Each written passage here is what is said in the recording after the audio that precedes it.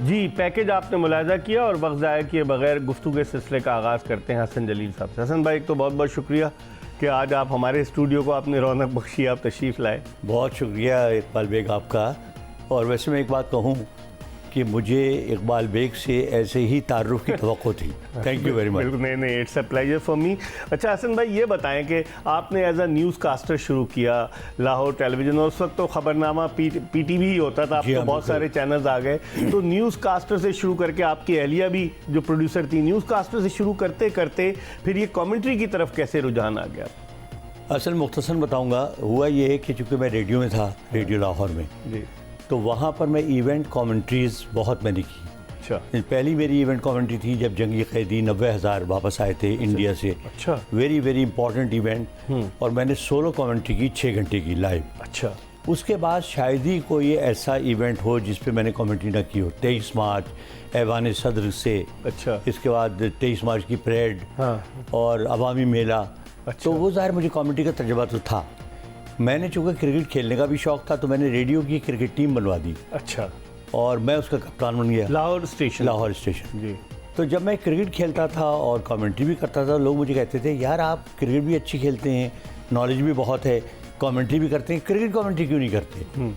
लेकिन उस ज़माने में नए आने वालों के लिए बड़ी मुश्किलात पेश आती सही। थी। मैंने कोशिश की, हमेशा मैं डिस्करेज हुआ। अच्छा, 1978 में जब इंडिया की टीम आई बिशन सिंह बेदी की बिशन सिंह कप्तानी बेदी में। की क़यादत में, तो मैंने बड़ा लड़ झगड़ के और बड़ी शोर मचा के रेडियो लाहौर से सिफारिश करा के एक 3 डे मैच मुझे पिंडी का मिल गया। अच्छा, तो जब पिंडी का मैच मिला तो मैंने कमेंट्री की, तो मैं रात को खबरें पढ़ने के लिए उन्होंने मुझे बुला लिया। तो वहाँ सबने कहा यार आप बहुत अच्छी कमेंट्री कर रहे हो, अच्छा, तो टेस्ट मैच और वनडे में करो। हाँ, तो मैंने कहा वो कैसे होगा? कहने लगा भाई सिफारिश करवानी पड़ेगी, अच्छा। जनरल मुजीबुर रहमान साहब हैं, उनसे कोई सेक्रेटरी सिफारिश करवाओ। इत्तलात हुआ करते जी थे हाँ। ज़िया उल हक साहब के दौर में। अच्छा, मुझे अल्लाह का शुक्र है मिर्ज़ा इकबाल बेग, आप तो बहुत जानते हैं, मुझे कभी सिफारिश की ज़रूरत पड़ी ही पेश आई। नहीं। सही, तो मैंने क्या किया, 17 से नंबर लिया, उनको डायरेक्ट फ़ोन कर दिया। अच्छा, मैंने 3 मिनट में उनको अपनी सारी दास्तान सुनाई। उनको कहा, अच्छा वो ज़ाहिर है मुझे पहचाने नहीं पहचाने, वो बड़े वो उन्होंने रूखे लहजे में मुझसे बात की। आखिर में उन्होंने मुझसे पूछा आपने क्या नाम बताया? मैंने एक जुमला आखिर में कहा जिसने शायद उन्हें इम्प्रेस किया। मैंने कहा सर मुझे बड़े लोगों ने कहा आप सिफारिश लगवाओ। मैं सिफारिश में बिलीव नहीं करता, मैं आपको फ़ोन कर रहा हूँ, आप मुझे नहीं जानते।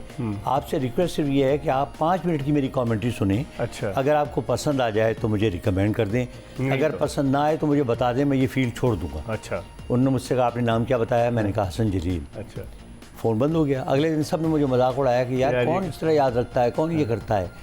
आपको याद होगा कि जो पिंडी में मैच होता था तो जनरल ज़िया उल हक साहब 3 डे मैच पिंडी क्लब ग्राउंड पे हमेशा हुआ Exactly, करता तो वो था। चाय के वक्फे के बाद का मैच देखने के लिए आते थे आखिरी दिन।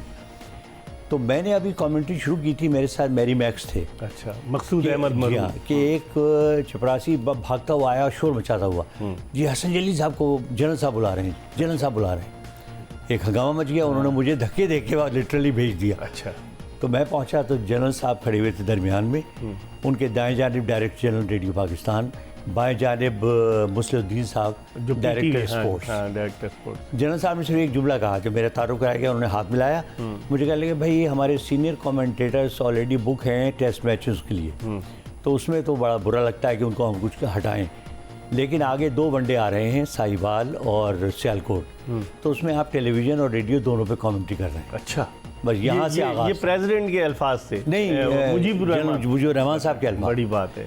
उसके बाद कुछ अल्लाह ताला का करम ये हुआ कि आप भी फॉलो करते होंगे, 79 में इंडिया गया, 82 में इंग्लैंड गया, हर जगह। 83 वर्ल्ड कप में गया, माशाल्लाह, जी, जी। 83 में तो बल्कि ये तक हुआ कि जनरल मुजीबुर रहमान साहब की पसंदीदगी यहाँ पहुँची कि मुनीर हुसैन साहब का नाम गया टीवी के लिए, मेरा नाम गया रेडियो के लिए। उन्होंने काट के दोनों जगह मेरा नाम लिख दिया। बड़ी बात। नहीं, वो माशाल्लाह से आपका एक टैलेंट भी था। लेकिन जो आपको वनडे में कमेंट्री, मुझे याद आ गया, साहिवाल का वनडे सरफराज नवाज ने बाउंसर्स करना शुरू कर दी, बिशन सिंह बेदी अपनी टीम को मैदान से लेकर चले गए थे। बड़ी कंट्रोवर्सी हुई थी वो पाकिस्तानी सरजमीन पर, वॉकआउट। तो वो कैसा था? साहिवाल में वो मिंटगोमरी बिस्किट फैक्ट्री ग्राउंड होता था, मियाँ बशारत शफी मरूम जो थे वो उसके थे, और मुश्ताक भी वहीं खेला करते थे, मुश्ताक अहमद बहुत वगैरह। अच्छा ग्राउंड था और बड़ी फैसिलिटीज़ थी। उन्होंने बाकायदा पवेलियन बहुत अच्छा बनाया था, फिर खाते तवाज़ो इंतहा बहुत ज़्यादा। हाँ, तो लिहाजा वहाँ इंडियंस ने भी बड़ा एंजॉय किया। लेकिन सरफराज के जो बाउंसर्स थे, उसने बिशन सिंह बेदी को इतना इरिटेट किया कि उन्होंने कहा मैं नहीं खेलता। अच्छा, वरना पाकिस्तान में ऐसा नहीं हुआ कि कोई टीम छोड़ के चली जाए मैच, ये पहली इंस्टेंस थी। तो बस आपका वहां से सफर जो है वो शुरू हो गया, वहां से शुरू। तो रेडियो टीवी साथ साथ शुरू हुआ, क्योंकि टीवी की कमेंट्री बड़ी डिफरेंट है हसन भाई as compare to radio. Radio में तो आप कमेंट्री कर रहे होते हैं तो सुनने वाला है बस समझ लीजिए वो देख नहीं सकता, सब कुछ आपने डिस्क्राइब करना है, लेकिन टीवी पे तो जो व्यूअर है वो देख रहा होता है। तो टीवी और रेडियो की कमेंट्री में फर्क नहीं नजर आया आपको? बहुत फर्क है मिर्जा इकबाल बेग, आप खुद कर चुके हैं, आपको अंदाज़ा है। असल कमेंट्री होती है रेडियो की। रेडियो में कमेंटेटर को वोकैबुलरी के इजहार का मौका मिलता है, एक्सप्रेशंस देने का मौका मिलता है और वक्त मिलता है गेंदों के दरमियान। हाँ। टेलीविज़न पे आप चूँकि तस्वीरें सामने होती हैं तो आप उसको रिपीट नहीं कर सकते। बिल्कुल, ज़ाहिर जो एक्शन हो रहा होता है आप सिर्फ उसको डिस्क्राइब कर सकते हैं छोटा सा, मुख्तसरन जी। तो इसलिए वहाँ कमेंटेटर का पता नहीं चलता कि उसका कैलिबर है क्या। सही, असल पता चलता है रेडियो से। जी, रेडियो असल कमेंट्री ही रेडियो है। तो आपका कौन सा ऐसा दौरा था जो बड़ा यादगार रहा हसन जलील साहब? मैंने उस दौरान में बहुत दौरे किए, लेकिन मैं समझता हूँ कि मेरा जो यादगार तरीन दौर था एक तो 1982 इंग्लैंड का, जब इमरान खान पहली मरतबा कप्तान बनकर गए, इसलिए कि वो पाकिस्तान ने 28 साल के बाद लॉर्ड्स का टेस्ट मोहसिन खान की डबल सेंचुरी, मुदस्सर नजर man with the golden arm. बिल्कुल, और जिन हालात में जीता कि उस आखिरी दिन फोरकास्ट थी कि 6 बजे थंडरस्टॉर्म आएगा, और मैं जैसे मेरी आदत है आपको पता है वो मंजर कशी करने की, तो मैं साथ साथ बताता जा रहा था कि जी बड़े स्याह बादल हमारे पीछे से आ रहे हैं, अब वो आसमान पे बिल्कुल तारीकी छा रही है। अच्छा। और वो लॉर्ड्स के ऊपर पहुंच गए हैं, तो दिल भी धड़क रहा था और बड़ी एक्साइटमेंट थी कि अल्लाह करे पाकिस्तान जीत जाए। और मैं ये भी बताना चाहूँगा कि वो पहला और आखिरी मौका था कि मैं इतना जज्बाती हुआ कि जब मैंने फतह का ऐलान किया तो बड़ी मुश्किल से मैंने कंट्रोल करके आवाज़ को और वो बताया, डिस्क्राइब किया जी, वो बड़ा यादगार, बड़ा मजेदार। लेकिन आपने इयन स्मिथ की कमेंट्री सुनी होगी टीवी पे, जो फाइनल था 2019 के वर्ल्ड कप का। क्या कमेंट्री की उसने, कमाल की। न्यूजीलैंड का जो टेस्ट विकेट कीपर था उसने उसकी आवाज़ का ज़ेरो बम और जिस तरीके से उसने कमाल की कमेंट्री की, अब तो उसको हर जगह बुलाते हैं। लेकिन हसन भाई आप फिर इंस्पायर किससे थे? कोई तो होती है इंस्पिरेशन कि आपने खुद शुरू कर दिया सफ़र? बड़ा अच्छा सवाल किया इकबाल आपने। देखिए मेरे रूहानी उस्ताद मैं मानता हूँ उमर कुरैशी साहब को, और मैं बड़ी इंटरेस्टिंग बात आपको बताऊं कि जब मैं 8वीं जमात में था तो मैं उमर कुरैशी साहब की बड़ी कामयाब कॉपी करने लगा। अच्छा, इंग्लिश में? अच्छा। और मैट्रिक में जब मैं पहुंचा तो उस ज़माने में नया 2-in-1 आया। अच्छा। रेडियो और साथ में टेप रिकॉर्डर छोटा सा। जी। तो मैं क्या करता था, रिकॉर्ड कर लेते थे, मोहल्ले के लड़कों को जमा करके उनको कहता था देखो जब चौका और छक्का लगे तो तुमने तालियां बजानी है, शोर मचाना है। अच्छा। और फिर हम तमाम बुजुर्गों को सुनाते थे। तो वो मेरे जहन पे वो छाए हुए थे हमेशा से, और मैं समझता हूँ कि आगे चल के जब मुझे मौका मिला तो उन्हीं को मैंने जहन में रख के कमेंट्री शुरू की। कभी उनके साथ कमेंट्री करने का इत्तेफाक हुआ उमर को? बहुत मरतबा। अच्छा। और बल्कि मुझे एक और बड़ा एजाज़ हासिल है, आपको याद होगा कि वो डॉन में कॉलम लिखा करते थे रेगुलरली। बिल्कुल। उन्होंने एक कॉलम में इस बात का PIA में भी रहे हैं उमर जी हाँ, नहीं माशाल्लाह बड़े उहदों पर रहे। नागपुर में हम कमेंट्री कर रहे थे 1983 में। अच्छा, वर्ल्ड कप था? नहीं, वैसे पाकिस्तान ज़हीर अब्बास गए थे। ज़हीर अब्बास की टीम, ज़हीर अब्बास जिसमें कप्तान। तो अच्छा, वो एक मरहला ऐसा आया कि लग रहा था पाकिस्तान मैच जीत जाएगा, इंडिया की विकेटें एक के बाद दीगरी गिरी, तो मैंने एज यूजुअल बहुत एक्साइटिंग कमेंट्री की। कुरैशी साहब पीछे खड़े हुए थे, तो जब मैं कुरैशी साहब को ये बता चुका था ये कहानी कि मैंने आपको सुन के बोलना सीखा, वो पीछे खड़े हुए थे, साथ में उनके ऑल इंडिया रेडियो का बंदा खड़ा हुआ था। जब मैंने ख़त्म किया अपना चंग तो वो ऑल इंडिया रेडियो वाले ने मुझे पैट किया, शाबाश।